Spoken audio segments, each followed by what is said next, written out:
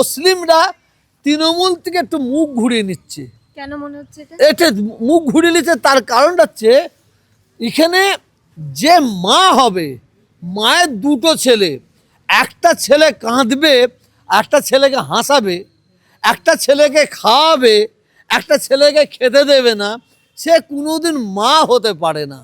আজকে পশ্চিমবাংলার মুখ্যমন্ত্রী মমতা ব্যানার্জি এত সংখ্যালঘু করেছে, মানে সংখ্যালঘুদের জন্য সব করে দিয়েছে। এর জন্য তো হিন্দু ভাইয়েরা বোনেরা আরো খেপে গেছে। কি করেছে?